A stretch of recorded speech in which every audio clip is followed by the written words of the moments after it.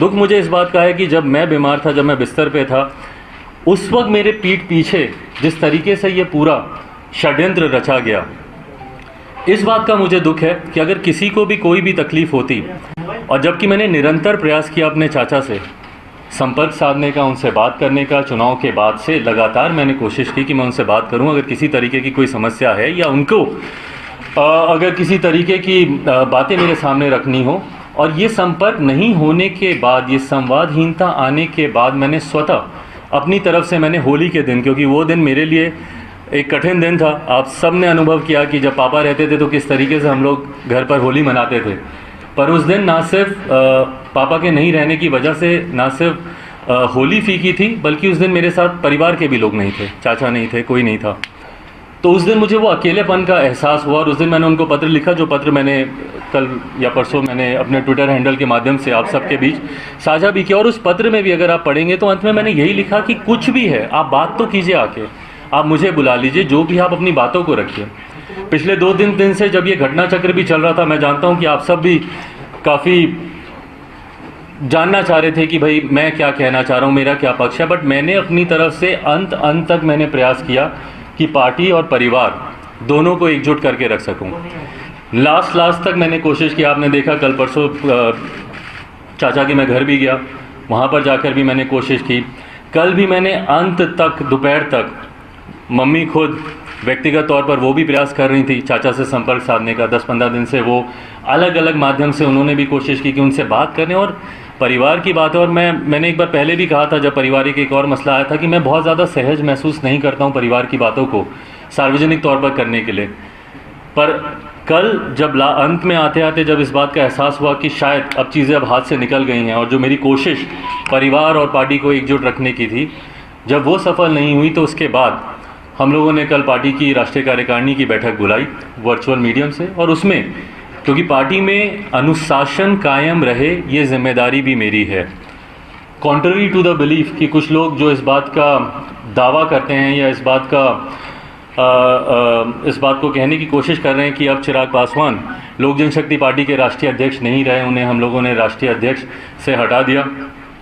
मैं आप सब के माध्यम से पार्टी के संविधान की जानकारी संक्षेप में आप लोग के समक्ष रखना चाहता हूं। मेरे साथ पार्टी के संविधान के निर्माताओं में से जो अहम भूमिका निभाने वाले पार्टी के हमारे सेक्रेटरी जनरल जनाब अब्दुल खालिक साहब मौजूद हैं, A.K. वाजपेयी साहब मौजूद हैं, जिन्होंने लीगली इस संविधान को ड्राफ्ट करने में एक अहम भूमिका निभाई है। तो संविधान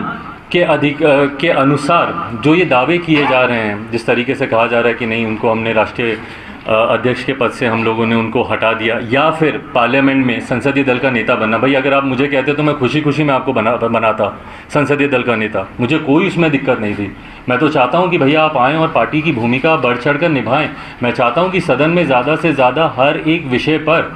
पापा ने जिस तरीके से विश्वास करके, जिस तरीके से संसदीय बोर्ड ने मुझ पर विश्वास रख के मुझे संसदीय दल का नेता बनाया था, मुझे खुशी है कि हर उस मुद्दे पर, धारा 370 की बात हो, ट्रिपल तलाक की बात हो, जितने भी राम मंदिर की बात हो, जितने भी ऐसे मुद्दे हैं, निरंतर मजबूती से मैं सदन में अपनी बातों को मैं रखता रहा। मैं चाहूँगा कि भविष्य में भी ये रहे। बहरहाल, पर जिस तरीके से उनको चुना गया, ये प्रक्रिया संवैधानिक तरीके से, और संवैधानिक तरीके से मैं राष्ट्र के संविधान की नहीं, मैं पार्टी के, लोक जनशक्ति पार्टी के संविधान की मैं बात कर रहा हूँ, संवैधानिक तरीके से ये प्रक्रिया गलत है। पार्टी का leader of the house parliament में या विधानसभा में या विधान परिषद में कौन होगा, इस बात का निर्णय सिर्फ और सिर्फ पार्लियामेंट्री बोर्ड ले सकता है। And in absence of parliamentary board, ये पूरी की पूरी power resides in the hand of the national president. राष्ट्रीय अध्यक्ष के पास ये पूरी पावर है इस बात को चुनने की। कौन आपका leader of the house parliament में होगा, लोक जनशक्ति पार्टी का संविधान इस बात की इजाज़त सिर्फ राष्ट्रीय अध्यक्ष या संसदीय बोर्ड के पास है। वहाँ पर मौजूदा जो सिटिंग मेंबर ऑफ पार्लियामेंट्स हैं, वो आपस में इस बात का निर्णय नहीं ले सकते, ये पार्टी का संविधान कहता है। बहरहाल, इसमें बहुत ज़्यादा डिटेल में नहीं जाते हुए, क्योंकि संभवतः आने वाले दिनों में शायद एक लंबी कानूनी लड़ाई भी हम लोग को लड़नी पड़े, वहाँ पर हम लोग इस बात को मजबूती से हम लोग रखेंगे। बट आज आप लोग की जानकारी में सिर्फ मैं इन बातों को देना चाह रहा हूँ कि जिस तरीके से पोर्ट्रे किया जा रहा है, मैं सामने इसलिए नहीं आ रहा था या अपनी बातों को, क्योंकि आज हम लोग दिन भर एक लंबे समय तक हम लोगों ने लीगल ओपिनियंस क्या क्या इसमें कॉन्स्टिट्यूशन के आधार पर क्या क्या चीज़ें हैं, सुबह से लंबे समय से हम लोग की बैठकें चल रही थी, तमाम इन जानकारियों को हम लोग एक दूसरे के साथ हम लोग साझा कर रहे थे। और ईमानदारी की बात है, मैं बहुत ज़्यादा मैं चाहता नहीं था कि ये मसला इस तरीके से बढ़े। जैसा मैंने कहा कि मेरा हमेशा प्रयास रहा कि अगर परिवार की बात है और पार्टी भी मेरा परिवार है, अगर इसको हम लोग कमरे में अगर आपस में बैठकर अगर हम लोग इसको सुलझा पाते, वो मेरा प्रयास ज़्यादा था। पर अब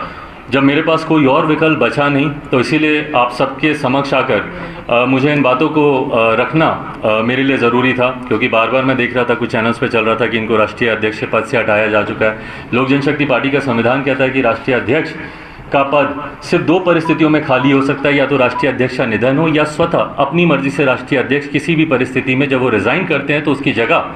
दूसरे अध्यक्ष की नियुक्ति की जा सकती है। बट ये तमाम बातें, जैसा मैंने कहा, लीगल मैटर्स हैं। यहाँ पे वाजपेयी साहब मौजूद हैं, विस्तार में अगर आप इनसे अगर कुछ आप जानना चाहें तो ये आपको और विस्तृत तरीके से आपको इन सब बातों की जानकारी देंगे। पर हाँ, आज आप लोगों के सामने आने का मेरा उद्देश्य बस यही था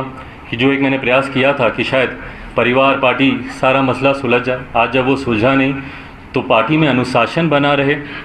पार्टी जिस मजबूती से जिन विचारों के साथ आगे बढ़ रही है उन्हीं विचारों के साथ वो आगे बढ़ती रहे। इसके लिए ज़रूरी था कि मैं अपनी बातों को आप सब के माध्यम से, मेरे जितने समर्थक हैं या लोक जनशक्ति पार्टी में जितने लोग विश्वास रखते हैं, हमारी पार्टी के तमाम पदाधिकारी, कल भी मुझे खुशी है कि जब राष्ट्रीय कार्यकारिणी की जब बैठक हुई तो उस वक्त भी हमने सारे पदाधिकारियों ने जिस मजबूती से पार्टी के पक्ष में अपनी बातों को रखा, पार्टी को आगे लेकर जाने के लिए रखा, पार्टी को मजबूती प्रदान करने के लिए रखा,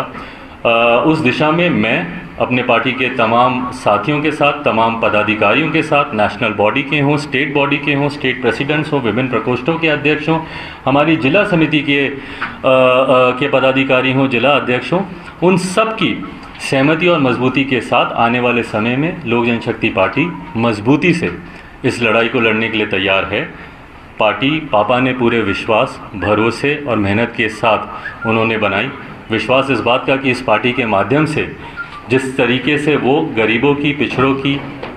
लड़ाई लड़ना चाहते हैं, समाज में कई ऐसे तत्व हैं जो निरंतर आपको बांटने का काम करते हैं, और ये पहली बार नहीं हो रहा है। इतिहास गवाह है, कई बार ऐसा प्रयास किया गया है। और इसमें मैं बोलूँगा, बांटने की जब मैं बात कर रहा हूँ तो मैं जनता दल यूनाइटेड के ही लोगों की मैं खास तौर पर बात कर रहा हूँ। दलित महादलित करने का भी काम उन्हीं लोगों ने किया, और निरंतर ये देखा गया है कि ये प्रयास किया जाता है उनके द्वारा कि जब भी कोई एक दलित आगे बढ़ना चाहता है तो उसी में ही ये लोग विभाजन करने का काम करते हैं कि भाई इनको आपस में ही फूट डाल दो, आपस में बांट दो, ताकि ये लोग आगे ही ना बढ़ पाएँ। दलित महादलित बनाना सबसे बड़ा उसका एक उदाहरण रहा। तो निरंतर ये बांटने और राज करने की रणनीति इन लोगों के द्वारा अपनाई जाती है। पर जैसा मैंने कहा कि मैं रामविलास पासवान का बेटा हूँ, मैं एक शेर का बेटा हूँ। ना मैं उस वक्त अकेले चुनाव लड़ने से डरा जब मेरे पिता के निधन को कुछ समय नहीं बीता था। उस वक्त अगर मैं डंके की चोट पर अपने मुद्दों पर, अपने अधिकारों के लिए जाकर उस वक्त अगर मैं लड़ाई लड़ सकता हूं, तो आज की तारीख में तो मेरी पार्टी, मेरे साथियों का पूरा समर्थन मेरे साथ है, मेरी तमाम पदाधिकारियों का समर्थन मेरे साथ है। और सबसे बड़ी बात, बिहार की जनता जिस तरीके से सोशल मीडिया के माध्यम से हो या व्यक्तिगत संपर्क साधने के माध्यम से हो, जिस तरीके से उनका प्यार और उनका समर्थन मुझे मिल रहा है, ये विश्वास मुझे देता है कि जिस सोच के साथ पापा ने इस पार्टी को बनाया था, उसी सोच के साथ लोक जनशक्ति पार्टी आने वाले दिनों में मजबूती से आगे बढ़ेगी।